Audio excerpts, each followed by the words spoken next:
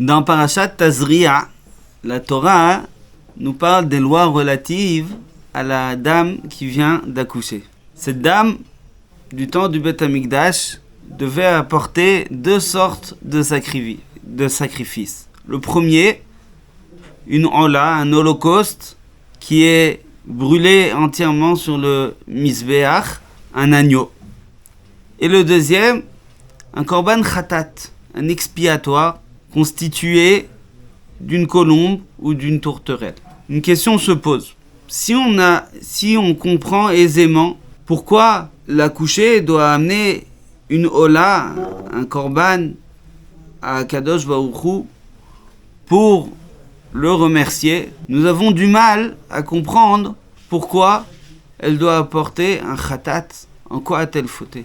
Cette dame qui a mis naissance à un enfant a été assistée par Kadosh Baruch Hu pendant les 9 mois et pendant l'accouchement, elle a donné naissance à un bel enfant. Elle a eu ce srout que pas tout le monde n'a. Et on comprend pourquoi elle doit remercier Akadosh Baruch Hu. C'est la hola. Mais le khatat, en quoi a-t-elle fauté?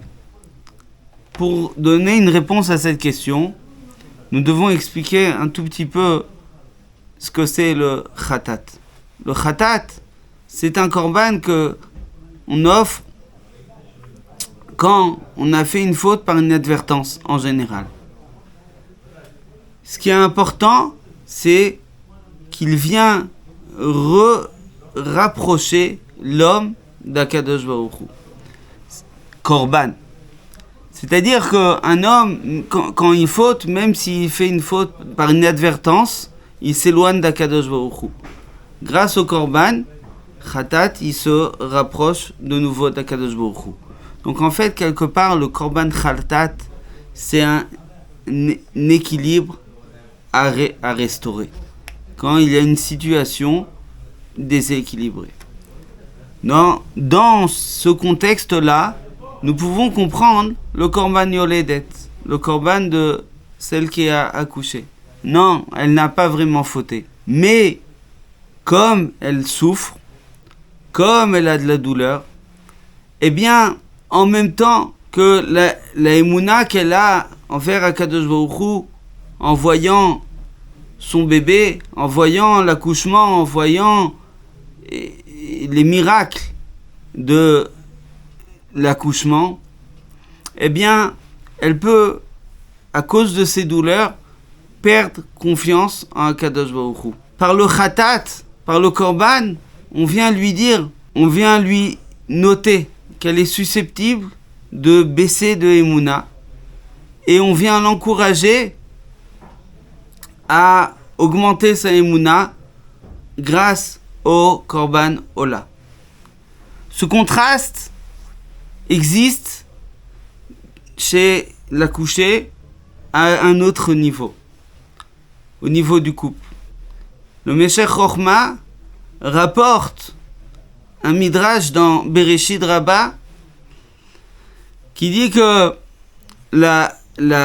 l'accouché pourrait penser s'éloigner de son mari après l'accouchement à cause de ses douleurs. Mais le khatat, qui est fait d'une colombe, vient lui dire « Rapproche-toi de ton mari ». Le Meshech Chochma explique que la colombe, dans Chazal, la colombe, c'est une espèce dont le mâle et la femelle sont très très fidèles et sont très attachés l'un à l'autre. Et donc, on vient dire à la yoledet, à celle qui vient d'accoucher, rapproche-toi de ton mari. Si on élargit ce concept aujourd'hui, nous avons le même contraste. Je m'explique. Une naissance, c'est un projet à deux. Il est écrit dans Bereshit, Vahayu levasar echad. À propos de l'homme et la femme, ils formeront une seule chair. Rashi explique, ils formeront une seule chair dans l'enfant qu'ils vont mettre au monde ensemble. Donc, un enfant né, c'est une concrétisation pour l'homme et sa femme. C'est un nouveau projet, c'est une occasion de mieux connaître le conjoint, ses ambitions. C'est une occasion de faire ensemble, de former des objectifs ensemble. Et c'est aussi encore une raison de tenir notre couple. À côté de ces belles choses, nous avons une accouchée qui a du mal à se remettre de son accouchement, un bébé qui pleure la nuit, et des désaccords à propos de l'enfant, de la fatigue, etc., etc. Vous l'avez compris, les projets constructifs, ce potentiel, si on ne fait pas attention, eh bien, il peut être détruit par des inconvénients techniques. Et tout notre travail, c'est d'essayer de redonner la beauté de la naissance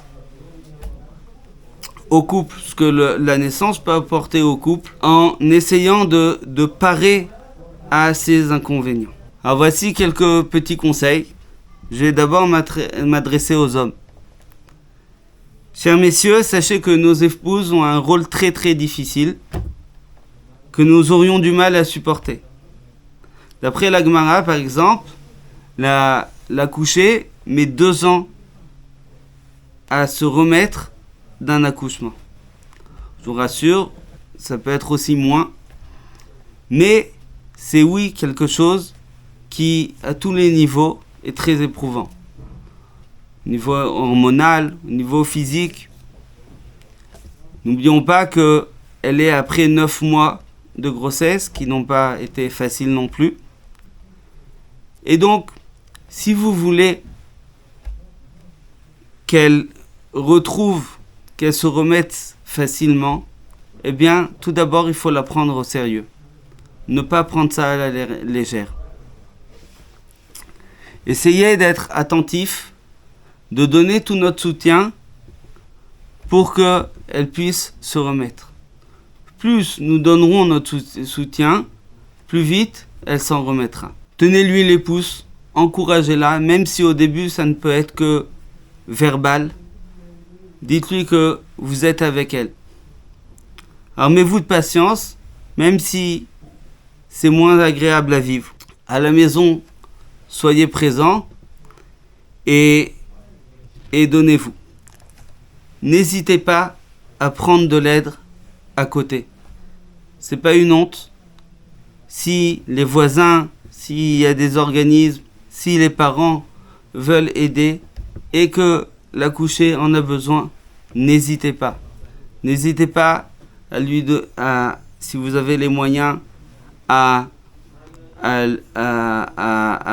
lui payer des babysitters ou des aides à la maison. C'est le moment où elle en a besoin. Maintenant, je vais m'adresser aux dames.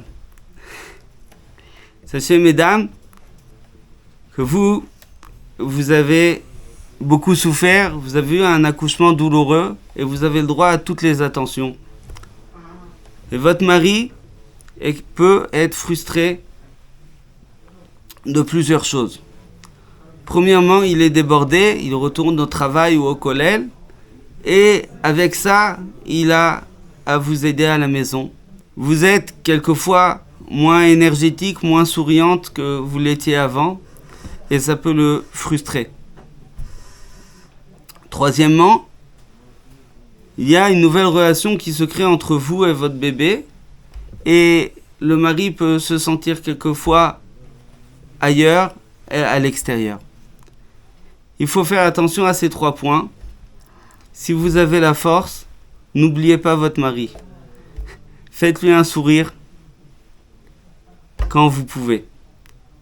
Quand il revient à la maison, faites attention à sa présence. Et donnez-lui sa place de père. C'est-à-dire que s'il veut aider, même si vous êtes parfaite et il n'y a personne qui sait aussi bien que vous s'occuper d'un bébé, avec beaucoup d'indulgence, laissez-le vous aider et aidez-le à vous aider. Dites-lui, essayez de trouver exactement ce dont vous avez besoin en fonction de vos forces et de vos capacités. Le grand point, c'est que quand nous souffrons tous les deux, nous avons tous les deux une sorte de souffrance, nous avons du mal à adopter le point de vue de l'autre. Et c'est justement ça qu'il faut faire. C'est-à-dire qu'il ne faut pas oublier le couple, essayer de se retrouver, même si le bébé pleure, même si nous n'avons plus de jour et de nuit, essayez vraiment de prendre du temps pour le couple, au moins 10 minutes par jour, ne pas oublier, et essayez chacun de parler de ce qu'il ressent, de ce qu'il a, de comment il vit les choses, et surtout, n'oubliez pas, vos enfants ont besoin de vous. Vos enfants ont besoin que vous soyez un couple solide. Shabbat shalom et be'atzlacha.